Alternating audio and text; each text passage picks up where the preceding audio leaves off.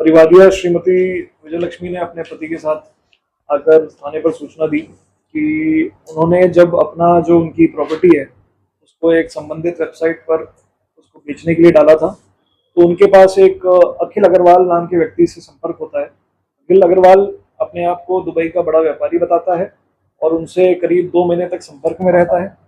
संपर्क के दौरान उनसे तरह तरह की बातें करके उनका विश्वास जीतता है और विश्वास जीतने के बाद उनके पास ये जयपुर उनसे मिलने आता है।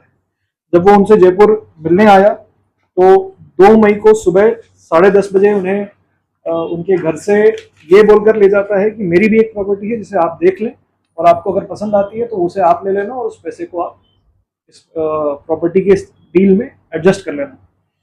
क्योंकि बुजुर्ग दंपत्ति जो थे उनका विश्वास उसने ऑलरेडी जीत रखा था, उस पर विश्वास करते हुए वो वहाँ से जाते हैं। वो उनको भांकरोटा इलाके के एक चौड़िया सिटी स्थित विला में ले जाता है। विला में ले जाने के बाद वहाँ पर उसकी टीम पूर्व से ही वहाँ पर मौजूद रहती है। उनको विला दिखाने के हिसाब से वो अंदर ले जाता है। अंदर ले जाने के बाद उन्हें बंधक बनाता है। बंधक बनाने के दौरान उनके ऊपर वो पिस्तौल तान कर उन्हें डराकर धमकाकर वहाँ पर उन्हें कई दिनों तक बंधक बनाकर रखता है और इसी दौरान उनसे अन्य अन्य माध्यमों से पैसे मंगवाता है और इस तरीके से कुल 47,90,000 रुपए उनसे इसने प्राप्त किए। इस पूरी घटनाक्रम की सूचना जब हमें मिली तो इसकी सीरियसनेस को देखते हुए त्वरित तौर पे एफआईआर दर्ज किया गया और चूंकि हमारे पास जो आरोपी थे उनके बारे में जो हमारे नंबर्स थे या जो भी ऐसी डिटेल्स थी उसको त्वरित तौर पे निकाला गया, जिसमें हमारे पास जो वो उक्त विला थी उसकी रेंट एग्रीमेंट सामने आई। उस रेंट एग्रीमेंट की जब संबंध में जब अनुसंधान किया गया तो वो किसी अखिल कुमार महिरवाल द्वारा लेना प्राप्त हुआ। जब अखिल कुमार महिरवाल के बारे में सूचना प्राप्त की गई तो ये पता चला कि वो चूरू का निवासी है और पटना में एक हॉस्टल चलाता है। फिर इसी प्रकार जब उसके अन्य चीज़ों को देखा गया, सीसीटीवी कैमरे, उसकी कॉल डिटेल्स एवं अन्य चीज़ें जब हमने फाइल पर ली तो हमारे सामने ये सामने आया कि ये व्यक्ति जो है ये अकेला नहीं काम कर रहा है, इसके साथ 3-4 लोग और हैं जो इसके गैंग में परमानेंट रूप से काम कर रहे हैं। इस पूरी स्थिति को देखते हुए 4 टीमों का गठन किया गया। प्रथम टीम की जो अगुवाई है वो शेर सिंह निरीक्षक जो हाल थाना प्रभारी कोटा थे। दूसरी टीम की अगुवाई श्री विनोद कुमार पुलिस निरीक्षक थाना बिंदायका। तीसरी टीम की अगुवाई मुकेश चतुर्वेदी एएसआई पुलिस थाना भांकरोटा और चतुर्थ टीम की अगुवाई सुरेंद्र सिंह सब इंस्पेक्टर थाना बगरू। क्योंकि ये सारे जो अक्यूज थे वो अक्रॉस इंडिया उनकी लोकेशन है, इस तरह की जानकारी प्राप्त हो रही थी, इसलिए अन्य टीमों को अलग अलग भेजा गया। इस पर जानकारी इकट्ठा करते हुए जब 12 तारीख को हमारे पास इसकी रात को एफआईआर दर्ज हुई थी तो कार्रवाई करते हुए 14 तारीख को ही हमने इनको बिहार से अरेस्ट किया। वहां से इनको ट्रांजिट रिमांड पे लिया। वहां से जो जिनको अरेस्ट किया एक टीम को पटना रवाना किया था, जिसमें जो ये अखिल कुमार महिरवाल है पुत्र श्री किशन कुमार महिरवाल उम्र 32 साल, उसको वहां से बापरता गिरफ्तार करके जयपुर लाया गया है। दूसरी टीम ने वसीम अख्तर उर्फ गोलू पुत्र श्री मोहम्मद मुर्तजा जाति मुसलमान उम्र 34 साल निवासी पश्चिमी चंपारण बेतिया बिहार, इसको दूसरी टीम ने बेतिया बिहार से गिरफ्तार किया है। इनकी पूछताछ और अन्य चीज़ों को देखते हुए इस गैंग का जो मुख्य सरगना था ये हमें बात समझ में आई कि ये मुख्य सरगना काफ़ी शातिर है, क्योंकि इसने इनको और अपने गैंग मेंबर्स को भी अपने अलग अलग नाम बता रखे थे। इसकी आधार कार्ड के बारे में जब जानकारी प्राप्त की गई, किस होटल में रुका था, पहले कब आया है यहाँ पे, तो इसने एक फेक आधार कार्ड का इस्तेमाल करके किसी गुरमीत नाम के व्यक्ति का इस्तेमाल करके वहां पर अपने आप को रुकना बताया था। इनसे जब इसके व्यक्ति के मोबाइल नंबर के बारे में ज्ञात किया गया, क्योंकि 2 लोग हमारी हिरासत में आ चुके थे तो दोनों को इसने अलग अलग मोबाइल नंबर दे रखे थे, अलग अलग नाम बता रखे थे। तो इससे पूरी बात ये समझ में आती थी कि ये व्यक्ति काफी शातिर है। फिर भी जब हमने सीसीटीवी और अन्य चीज़ों को देखा तो वहाँ पे भी इसने जो अपने पहचान छुपाने के लिए जो कैप होती है वो कैप पहन रखी थी। कहीं पर भी ये अपना खुद का नाम, खुद की कोई भी आईडी या खुद का कोई भी नंबर सामने नहीं लेके आता था।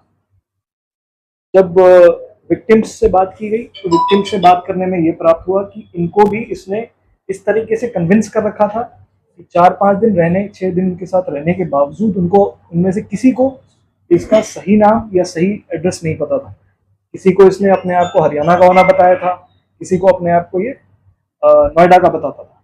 इस तरीके से इसके बारे में जब अन्य जानकारी इकट्ठा की गई, कुछ तकनीकी सहयोग से, कुछ अन्य जगहों से जानकारी इकट्ठा की गई, तो इसकी एक्चुअल आईडी हमें प्राप्त हुई। एक्चुअल आईडी प्राप्त होने के बाद एक टीम को इसके संभावित ठिकानों पर रवाना किया गया। इसके संभावित ठिकानों पर रवाना करने के बाद इसको अगली वारदात के लिए जाते हुए, जब ये अपनी अगली वारदात की प्लानिंग कर रहा था, उसके बीच में इसको पकड़ लिया गया और पकड़ने के बाद इसको दस्तयाब करके इसके खिलाफ कार्रवाई की गई। इसमें एक व्यक्ति जो उस्मान गनी है, जो उदयपुर का रहने वाला है, उसकी भी संलिप्तता पाई गई है और उसका भी इस गैंग से के जो पैसे का लेन देन है उसमें इसकी संलिप्तता पाई गई है और उसके पास से भी पैसे रिकवर किए गए। पूरी कार्रवाई में इनके पास से 44,50,000 रुपए, एक देसी पिस्टल जो इन्होंने डराने के लिए इस्तेमाल किया था, और घटना में प्रयुक्त वाहन और फिरौती से के रुपयों से खरीदा हुआ लगभग 80,000 रुपए का सामान हमने बरामद किया है। तो लगभग कंप्लीट रिकवरी हमने इस पूरे मामले में कर ली है और ये आपके सामने यहाँ रखा हुआ है। इसमें आपको ये भी बता दें कि इन लोगों से जब पूछताछ की गई, क्योंकि ये इन लोगों ने इतनी प्लान तरीके से किया था, तो हमें ये शक था कि इन्होंने इस तरह की वारदातें और भी करी होंगी।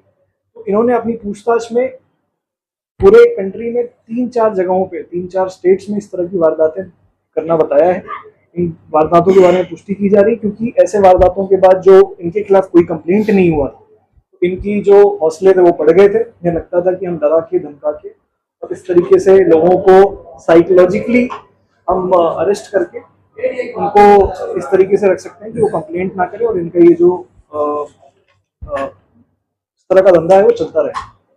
इस पूरी कार्रवाई को करने में हमने काफ़ी सावधानियों को बरता और काफ़ी त्वरित तौर पे within 2 days of the FIR हमने सारे आरोपियों को गिरफ्तार कर लिया था।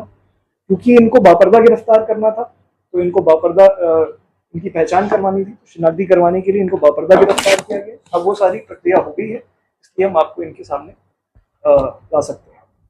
इस पूरे प्रेस कॉन्फ्रेंस के माध्यम से हम ये भी कहना चाहते हैं कि इसके अन्य जो विक्टिम्स हैं जो हमारे पूछताछ में नहीं आए, हम ये चाहते हैं कि अगर इनके पास किसी के पास ऐसी सूचना है तो वो जयपुर वेस्ट या जयपुर पुलिस के साथ संपर्क करके इस बारे में अपनी सूचना हमें दे सकते हैं और उसके खिलाफ जो भी विधिक कार्रवाई होगी हम संबंधित थानों में करवाएंगे। क्या ये जो टारगेट था इनका, ये बुजुर्ग दंपतियों पे था जो अकेले रहते हैं दंपति के तौर पर, उनके कोई मतलब घर में ज्यादा सदस्य? ये ऐसा कह नहीं सकते कि बुजुर्ग दंपतियों के विरुद्ध इनका कोई विशेष होता।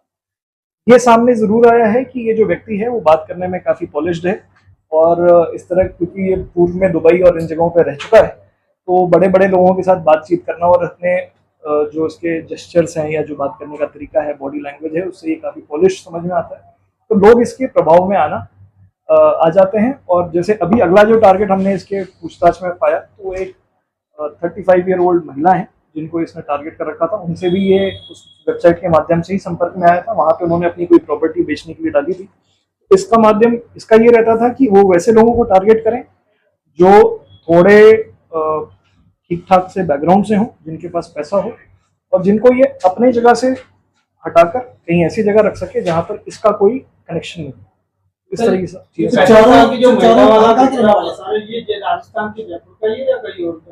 अभी वो महिला वैसे तो जयपुर से बिलोंग करती है पर मुंबई रहती है। और सर इस आरोपी का प्रोफाइल क्या है, क्योंकि जिस तरीके से इसने जो अपनी पूछताछ में जो चीजें बताई हैं, ये 9th क्लास तक पढ़ा है, बिहार का रहने वाला है। ये पूरी गैंग ही ऑलमोस्ट बिहार की थी। इसमें एक जो ये जना है उदयपुर का जिसको हमने पकड़ा है, वो उदयपुर का होने के अलावा बाकी सारी गैंग बिहार की पाई गई है। और 9वीं तक पढ़ने के बाद ये बताता है कि ये मुंबई चला गया था, वहां पर इसने कोई स्क्रैप का बिजनेस करा। उसके बाद ये काम करते करते दुबई चला गया और दुबई जाने के बाद ये फिर वहां से उसने ट्रेडिंग के काम करे और उसके बाद ये वापस इंडिया कुछ तो इसने जैसे बुजुर्ग दंपति ने जो बताया है कि कुछ इन्होंने अपने रिश्तेदारों से मंगवाया, कुछ इसका इन्होंने जो चेक अकाउंट में मंगवाया और चेक से फिर पैसे निकाले। उसकी भी हमने जो रिकॉर्ड्स हैं वो अपने फाइल पे लिखे। इस तरीके की वारदातों में जनरली क्या होता है कि इनका जो मोडस ऑपरेंडी ये था कि ये इसकी जो टीम थी वो डराने का काम करती थी, ये उनको सांत्वना देता था। और वो टीम इसके बिहाफ पे इनको डराती थी। उन्हें लगता था कि अगर हम इसे भी नाराज कर देंगे तो हो सकता है ये भी हमारे खिलाफ हो जाए, फिर हमें कौन बचाएगा। इस तरह करके साइकोलॉजिकली इसने ऐसा माहौल क्रिएट किया था कि जहाँ पर वो जो दंपति थे उनको लगता था कि इसकी अगर हम मदद करते हैं तो ये शायद हमें यहाँ से बचा के छोड़। दूसरा, ये उन्हें इस तरह की कहानी बताता था कि ये नहीं कर रहा, इसे भी किसी द्वारा प्रेशराइज किया जा रहा है। और कुछ जैसे ये जो बुजुर्ग दंपति हैं उनको इसने बताया कि आप पहले जहाँ काम करते थे वहां आपने किसी के साथ बुरा किया तो उसने मुझे ऐसा कहा है। कुछ एक कहानी ऐसी बना दी कि उनको ये भी विलन ना लगे और वो उनके दबाव प्रभाव में आके इसको पैसे प्रोवाइड करें। जो 2-3 वाटर व्यक्तियों के लगे पैसे में वो भी बड़ी रकम होगी। जो अभी देखिए इसकी पुष्टि तो नहीं कर सकते, बट जो पूछताछ में सामने आई है चीजें, तो जब तक हमारे सामने परिवादी ना आ जाए तब तक इस बात की पुष्टि करना मुश्किल है। परंतु जिस तरह का इनके ऑपरेशन की जो मैच्योरिटी दिखी है, इससे ये जरूर है कि जिस तरह की वारदातें इन्होंने पहले बताई है तो हो सकता है कि इसमें बड़ी बड़ी अमाउंट, तो इनके बैंक अकाउंट्स और इन सबसे संबंधित भी जो अनुसंधान है, क्योंकि हमारा पहले ये था कि इनसे रिकवरी करने हैं ताकि जो परिवादी के पैसे गए हैं वो परिवादी को मिल जाए। अब now will focus on investigating कि उन्होंने किस किस तरह के एसेट्स को क्रिएट किया है और उन एसेट्स की क्या हम सीजर कर सकते हैं। चारों बिहारी मिले या